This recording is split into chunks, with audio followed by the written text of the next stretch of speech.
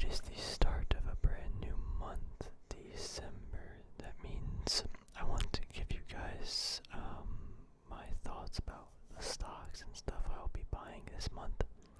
For the most part, my trading and investing thesis kind of remains the same. However, I know a lot of people like to hear what other people have to say about what things or stocks they're buying each month.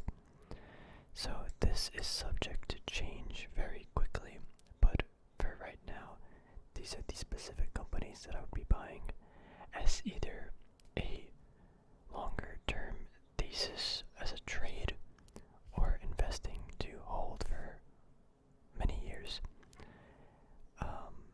There's a couple companies I think I want to mention that I'm eyeing up as a potential trade. This would be within a 1 month time period.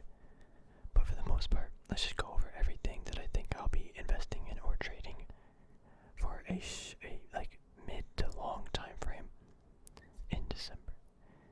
To start off with gold today, this is gonna be this is not what I'm buying, but this is one of the things I'm looking at to give an indication of when to buy. And gold right now, I've mentioned many times that we need to see at these $1,800 levels. And today it's shot up about 2% so far. Market is not even opened yet. It's December 1st, about 9 o'clock in the morning. Gold is pushing. This is a much deserved, push above. And this is a very important price because of all the companies in my portfolio and what I want to be adding to. In November, I mentioned I was adding KL. KL is a great company. I love it. I don't really want to add more just because it's already overexposed in my portfolio. But this is a good company that I did add in November. EMX and MAG are metal or mining royalty companies. They are very heavily influenced by where the price of gold is currently. And gold, it pushed above, so I would expect these companies to do very well today. I mean, in pre-market, they're already up. Yeah, what is this today? They're up about 5%. That's actually crazy. So I would not really want to buy on a day like today, but EMX as well as MAG, I want to add to my portfolio. EMX, that company's management team, is some of the best, at least from what I have observed. They are very meticulous with the types of royalties they buy and add to their portfolio. That is why I like them. They also are at a very low and small market cap, and I think they have a lot of room to grow. MAG is more focused on exploration, yes, and development of silver properties, most specifically just silver. And I do love the silver space, and this is a type of company that I wanted to, or this is the type of business that I want to add to my portfolio instead of adding silver to it, just because this has better leverage. And it's not necessarily, you're not buying or trading commodity, you're buying equity. They have very little to no debt. Actually, I don't think they have any debt really compared to their assets. They're very well balanced, or have a nice balance sheet. And I think this gold and silver thesis will correct to mean value or better value in the future. And MAG had this massive, 20% pullback in 20 days. My average price is about $14.90. I did want to keep adding to these levels, but again, I know we're at I think $16. It might open up today, but it's just you see these big moves down, and I don't want to just add all in, even though it's at a support level. If we go back to a 5-year time frame, this could still fall down here. However, again, this is very indicative of what the price of gold is doing, because the price of gold heavily influences the price of silver. So it's all kind of connected in some way. EMX, MAG, I don't really want to be buying above 287 for EMX, and MAG, I don't want to be buying above about 16 bucks, but anything below that's nice. But again, if we start seeing all these higher level gold prices up in here, and if this breaks out of this channel, I'm gonna have to reevaluate where I'm gonna be picking up shares of these companies. ExxonMobil is gonna be a company I think I've decided that I want to buy more in. Again, I'm still a little uncertain, but now we have this big push up, 25%, and that gave me good confidence that this might be correcting. I think we're seeing a pullback, and I think today it's actually up a lot, or it's up 1% or something. But this pullback was kind of expected, just because it's big run up, and I think again pullback and it's gonna shoot higher. I just don't want to be caught in a dividend trap, but I'm convicted that it's not, and I'm willing to bet money on that. I might increase my position in this, definitely below 40 bucks. We'll see what happens when it gets pullbacks in the future, or maybe it does. I don't know. We'll just see what happens. Disney's always a company that I want to add shares to and add my position to, but I don't know. Again, these valuations are kind of weird. I do like how they're converting themselves to a streaming service instead of a like just parks and resorts business. They are taking that leap. They do have Investor Day on the 10th, I believe.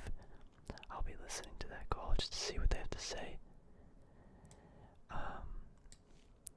I'm just worried that the economy's gonna close again, or again they closed their Hong Kong facility already too. It's uncertain. I do like where the company is. I just don't think I want to buy the valuations for it. If it goes back to, I mean, it would be great if it went back to like this trend line, just from a technical level.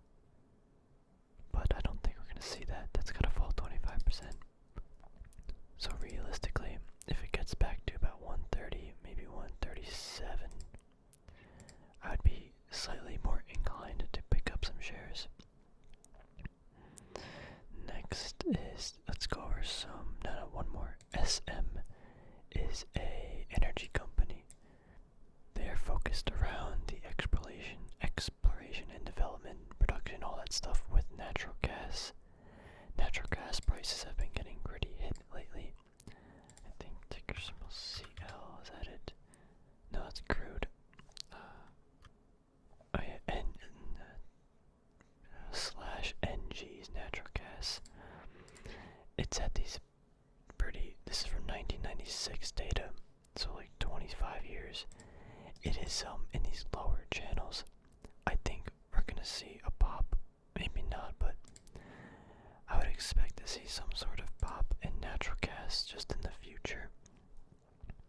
They did get the last few months, they did get a nice pop.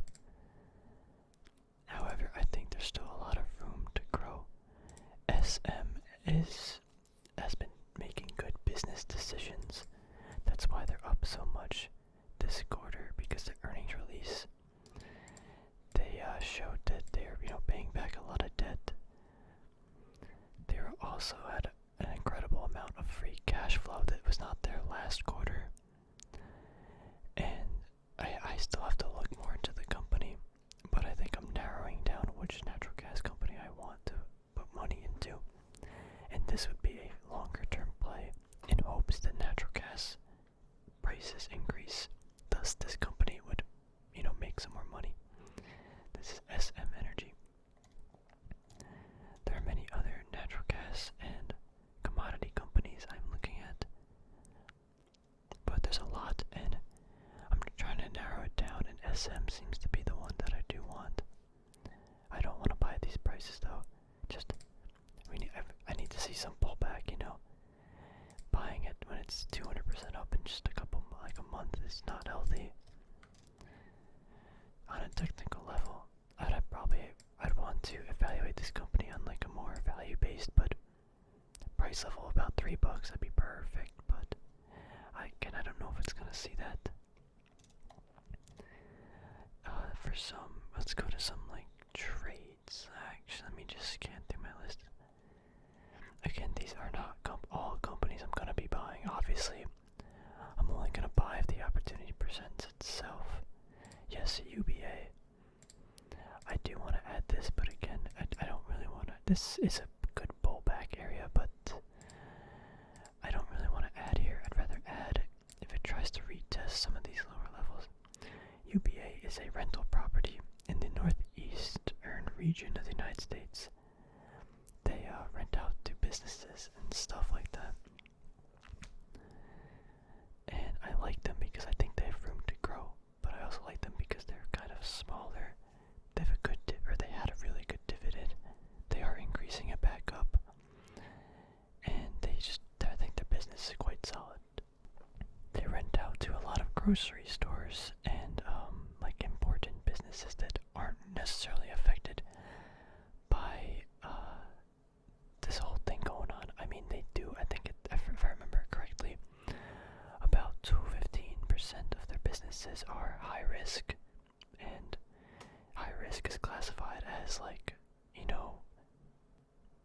I don't even remember, but I remember low risk is considered like grocery stores, like packaging centers or something like that, like just things that aren't affected by online shopping.